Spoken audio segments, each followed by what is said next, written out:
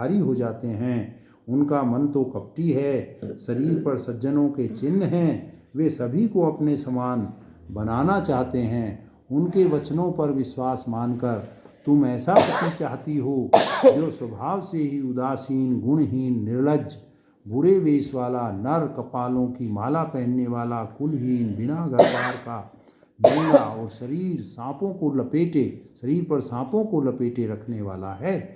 ऐसे वर के मिलने से कहो तुम्हें क्या सुख होगा।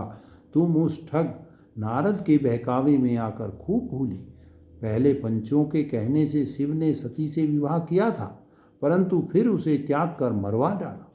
अब शिव को कोई चिंता नहीं रही, भीख मांगकर खा लेते हैं और सुख से सोते हैं। ऐसे स्वभाव से ही अकेले रहने वालों के घर भी भला क्या कभी स्त्रियां टिक सकती हैं।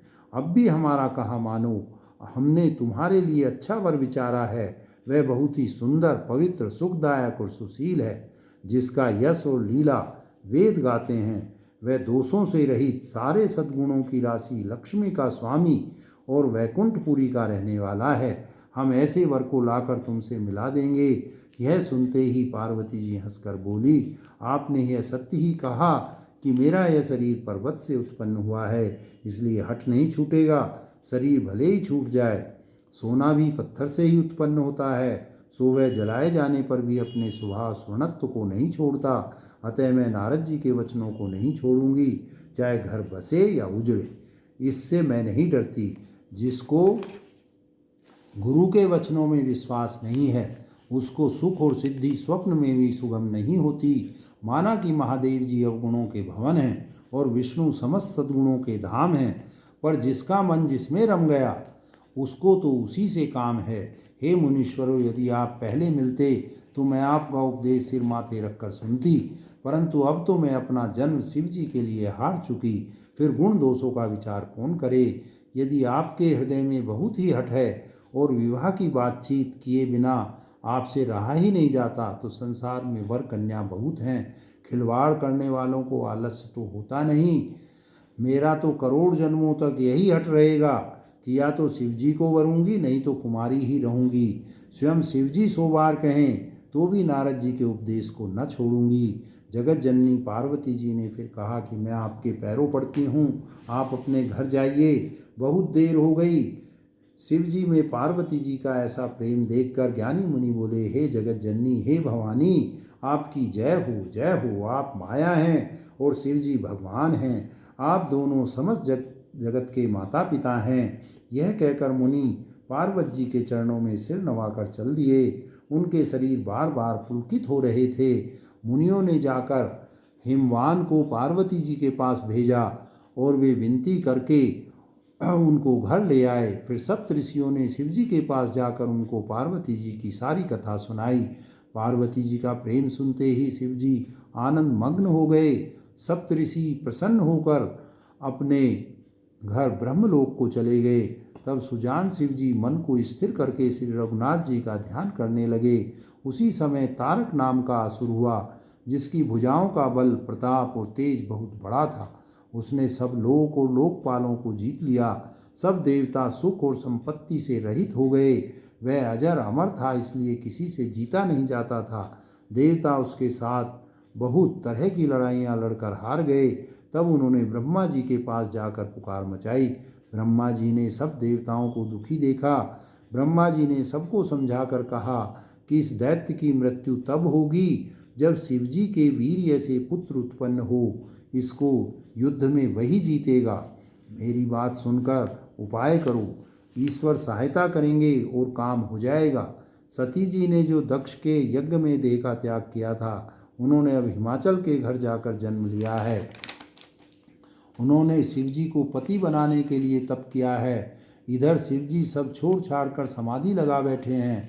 यद्यपि है तो बड़े असमंजस की बात, तथापि मेरी एक बात सुनो। तुम जाकर कामदेव को शिवजी के पास भेजो। वह शिवजी के मन में क्षोभ उत्पन्न करे, उनकी समाधि भंग करे। तब हम जाकर शिवजी के चरणों में सिर रख देंगे और जबरदस्ती उन्हें राजी करके विवाह करा देंगे। इस प्रकार से भले ही देवताओं का हित हो, और तो कोई उपाय नहीं है। सबने कहा कि यह सम्मति बहुत अच्छी है, फिर देवताओं ने बड़े प्रेम से स्तुति की। तब विषम 5 बाण धारण करने वाला और मछली के चिन्ह युक्त ध्वजा वाला कामदेव प्रकट हुआ। देवताओं ने कामदेव से अपनी सारी विपत्ति कही। सुनकर कामदेव ने मन में विचार किया और हंसकर देवताओं से यूं कहा कि शिवजी के साथ विरोध करने में मेरी कुशल नहीं है, तथापि मैं तुम्हारा काम तो करूँगा, क्योंकि वेद दूसरे के उपकार को परम धर्म कहते हैं। जो दूसरे के हित के लिए अपना शरीर त्याग देता है, संत सदा उसकी बड़ाई करते हैं। यूं कहे और सबको सिर नवाकर कामदेव अपने पुष्प के धनुष को हाथ में लेकर वसंत आदि सहायकों के साथ चला। चलते समय कामदेव ने हृदय में ऐसा विचार किया कि शिवजी के साथ विरोध करने से मेरा मरण निश्चित है।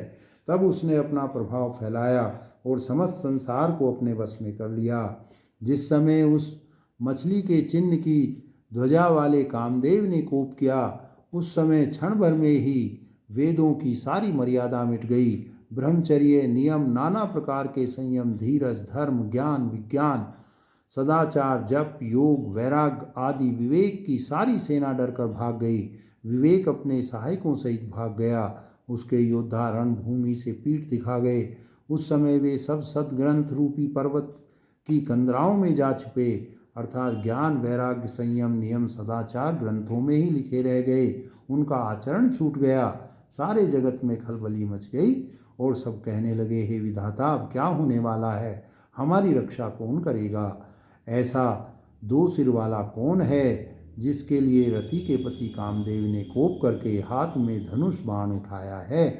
जगत में स्त्री पुरुष संज्ञा वाले जितने चराचर प्राणी थे, वे सब अपनी अपनी मर्यादा छोड़कर काम के वश हो गए।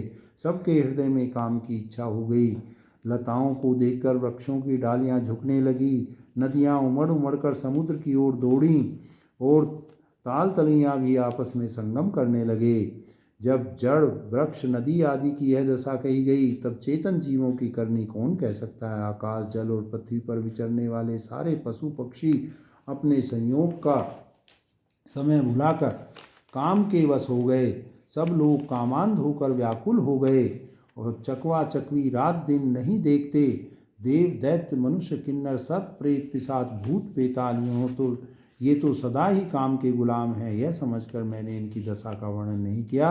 सिद्ध, विरक्त, महामुनि और महान योगी भी काम के वश होकर योग रहित और स्त्री के विरही हो गए। जब योगीश्वर और तपस्वी भी काम के वश हो गए, तब पामर मनुष्यों की कौन कहे? जो समस्त चराचर जगत को ब्रह्म में देखते थे, वे अब उसे स्त्री में देखने लगे। स्त्रियां सारे संसार को पुरुष में देखने लगीं और पुरुष उसे स्त्री में देखने लगे। 2 घड़ी तक सारे ब्रह्मांड के अंदर कामदेव का रचा हुआ यह कौतुक तमाशा रहा। किसी ने भी हृदय में धैर्य नहीं धारण किया। कामदेव ने सबके मन हर लिए। श्री रघुनाथ जी ने जिनकी रक्षा की, केवल वे ही उस समय बचे रहे। 2 घड़ी तक ऐसा तमाशा हुआ जब तक कामदेव शिव जी के पास पहुंच गया। शिव जी को देखकर कामदेव डर गया। तब सारा संसार फिर जैसा का तैसा स्थिर हो गया। तुरंत ही सब जीव वैसे ही सुखी हो गए जैसे मतवाले, नशा पिए हुए लोग मद उतर जाने पर सुखी होते हैं। दुरादरस, जिनको पराजित करना अत्यंत ही कठिन है, और दुर्गम, जिनका पार पाना कठिन है। भगवान संपूर्ण ऐश्वर्य, धर्म, यश, श्री, ज्ञान और वैराग्य 6 ईश्वरीय गुणों से युक्त रुद्र महाभयंकर शिवजी को देखकर कामदेव भयभीत हो गया। लौट जाने में लज्जा मालूम होती है और करते कुछ बनता नहीं। आखिर मन में मरने का निश्चय करके उसने उपाय रचा।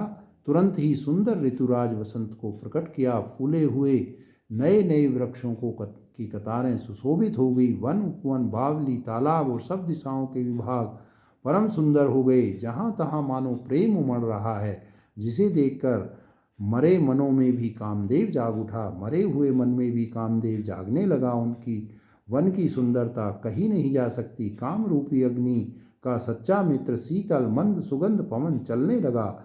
सरोवरों में अनेकों कमल खिल गए, जिन पर सुंदर भोरों के समूह गुंजार करने लगे। राजहंस, कोयल और तोते रसीली बोली बोलने लगे और अप्सराएं गा गा कर नाचने लगीं। कामदेव अपनी सेना समेत करोड़ों प्रकार की सब कलाएं करके हार गया, पर शिवजी की अचल समाधि ना डिगी। तब कामदेव क्रोधित हो उठा आम के वृक्ष की एक सुंदर डाली देखकर मन में क्रोध से भरा हुआ कामदेव उस पर चढ़ गया। उसने पुष्प धनुष पर अपने बाण चढ़ाए और अत्यंत क्रोध से ताककर उन्हें कान तक तान लिया। कामदेव ने तीक्ष्ण 5 बाण छोड़े जो शिवजी के हृदय में लगे। तब उनकी समाधि टूट गई और वे जाग गए। इधर शिवजी के मन में बहुत क्षोभ हुआ। उन्होंने आंखें खोलकर सब ओर देखा।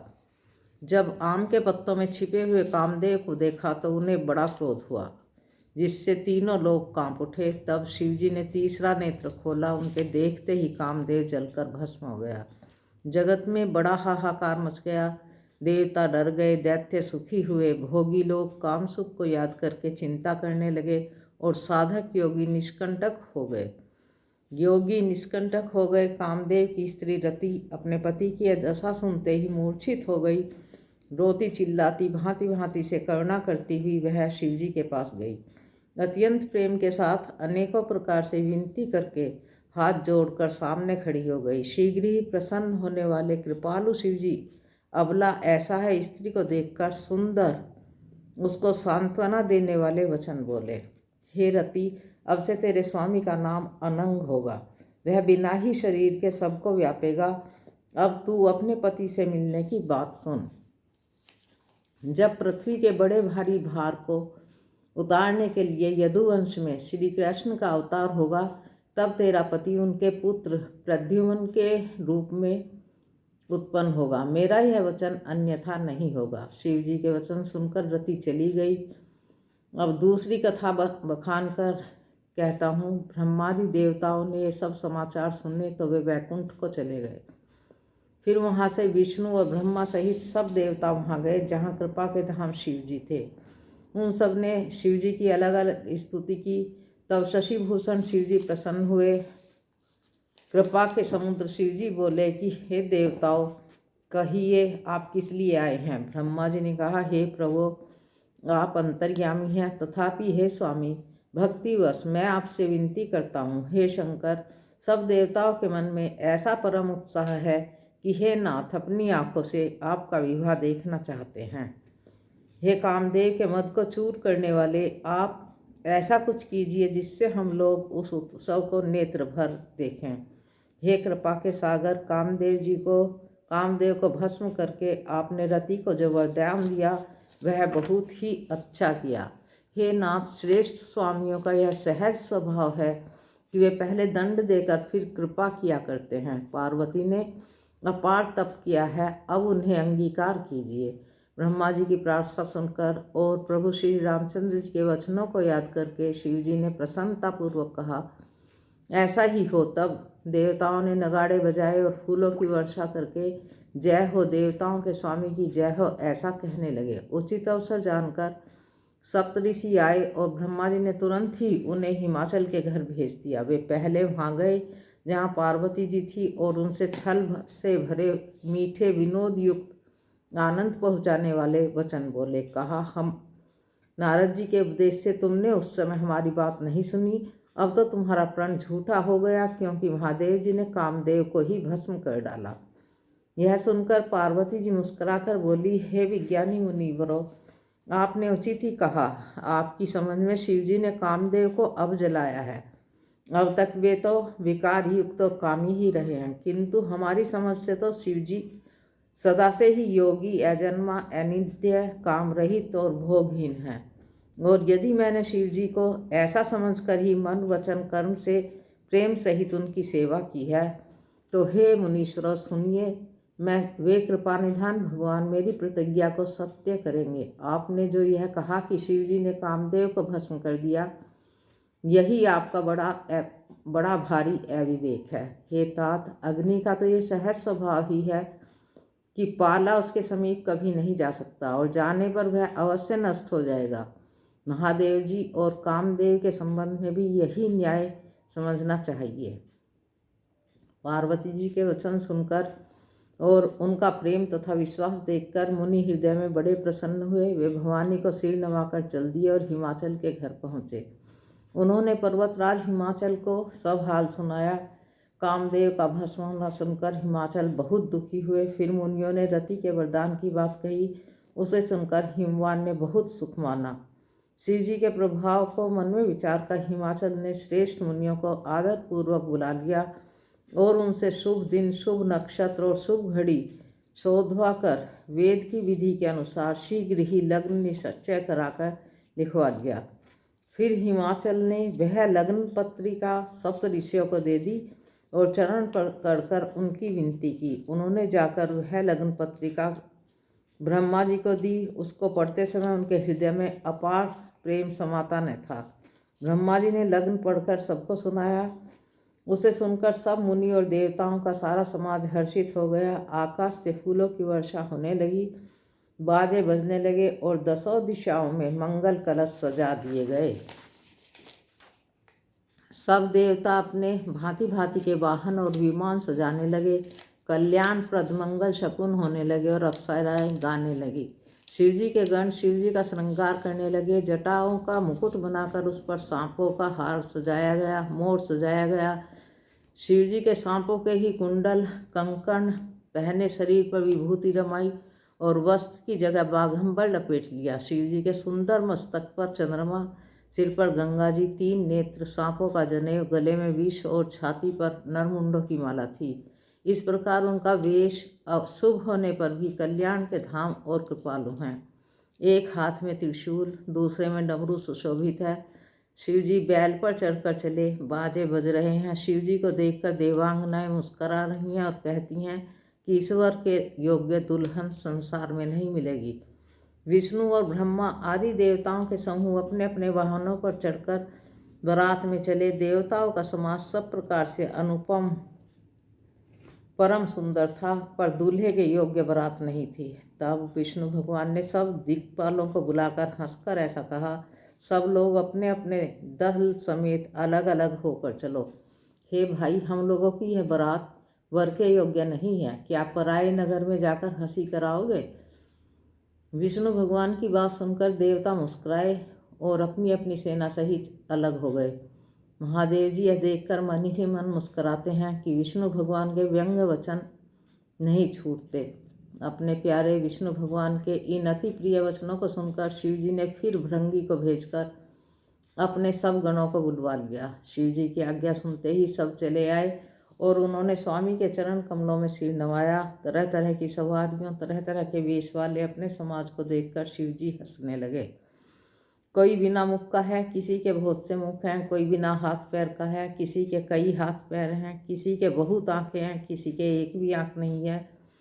कोई बहुत मोटा ताजा, कोई बहुत ही दुबला पतला है, कोई बहुत दुबला, कोई बहुत मोटा, कोई पवित्र, कोई अपवित्र वेश धारण किए हुए हैं।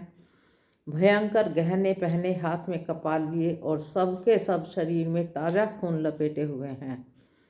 गधे, कुत्ते, सूअर और सियार कैसे उनके मुख हैं। गणों के अगणित वेशों को कौन गिने, परंतु बहुत प्रकार के प्रेत, पिशाच और योगिनियों की जमातें हैं, उनका वर्णन करते नहीं बनता। भूत प्रेत नाचते और गाते हैं, सब बड़े मौजी हैं, देखने में बहुत ही बेढंगे जान पड़ते हैं और बड़े ही विचित्र ढंग से बोलते हैं।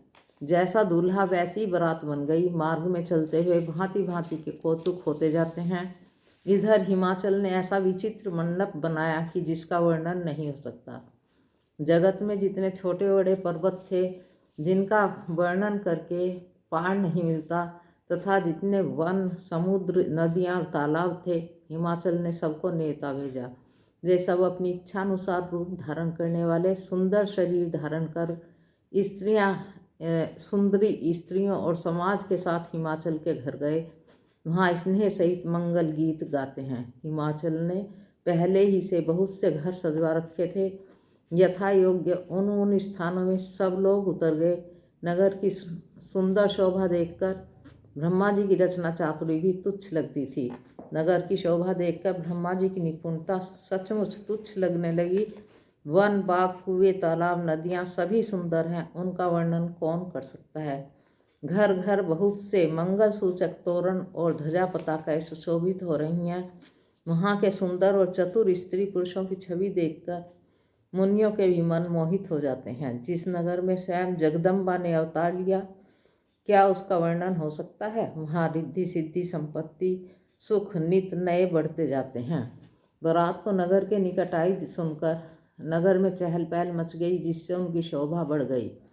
अगवानी करने वाले लोग बनाव श्रृंगार करके तथा नाना प्रकार की सवारियों को सजाकर आदर सहित बारात को लेने चले। देवताओं के समाज को देखकर सब मन में प्रसन्न हुए और विष्णु भगवान को देखकर तो बहुत ही सुखी हुए, किंतु जब शिवजी के दल को देखने लगे तब तो उनके सब वाहन हाथी, घोड़े, रथ, बैल आदि डरकर भाग चले। कुछ बड़ी उम्र के समझदार लोग धीरज धरकर वहाँ डटे रहे। लड़के तो सब अपने प्राण लेकर भागे। घर पहुँचने पर माता पिता पूछते हैं तब वे भय से कांपते हुए शरीर से ऐसा वचन बोलते हैं, क्या कहें, कोई बात कही नहीं जाती। यह बारात है, यह यमराज की सेना।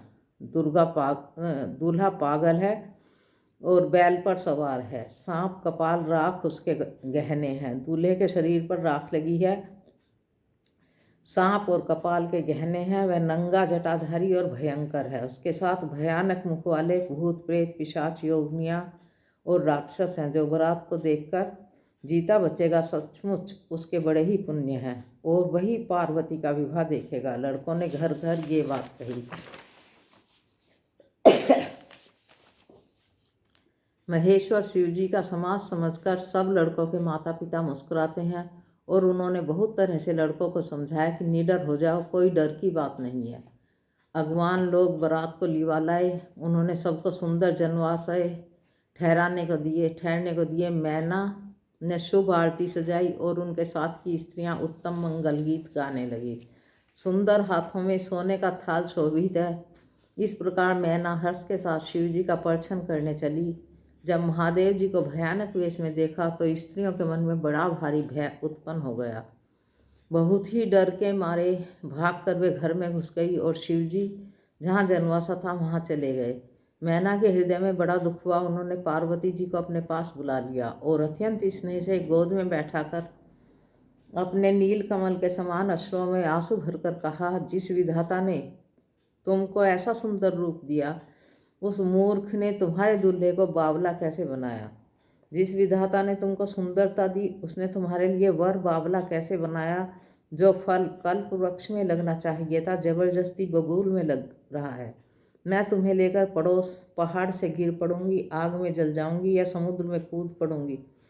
चाहे घर उजड़ जाए और संसार भर में अपकीर्ति फैल जाए, पर जीते जी मैं इस बावले वर से तुम्हारा विवाह नहीं करूंगी।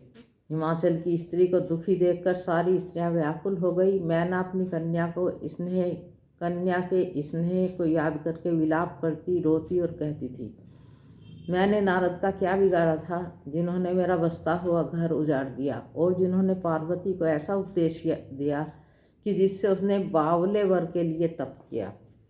सचमुच उन्हें ना किसी का मोह है, ना माया, ना उनके पास धन है, ना घर है, ना स्त्री है। वे सबसे उदासीन हैं, इसी से वे दूसरे का घर उजाड़ने वाले हैं। उन्हें ना किसी की लाज है, ना डर है। भला बांझ स्त्री प्रसव की पीड़ा को क्या जान सकती है।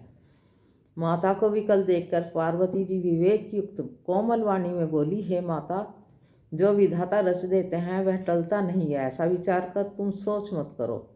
जो मेरे भाग्य में बावला ही पति लिखा है तो किसी को क्यों दोष लगाया जाए। हे माता, क्या विधाता के अंक तुमसे मिट सकते हैं। वृथा कलंक का टीका मत लो। हे माता, कलंक मत लो, रोना छोड़ो। यह अवसर विषाद का नहीं है। मेरे भाग्य में जो सुख दुख लिखा है उसे मैं जहाँ जाऊँगी वहीं पाऊँगी। पार्वती जी के ऐसे विनय भरे कोमल वचन सुनकर सारी स्त्रियाँ सोच करने लगी और भांति भांति से विधाता को दोष देकर आँखों से आंसू बहाने लगी। इस समाचार को सुनते ही हिमाचल उसी समय नारद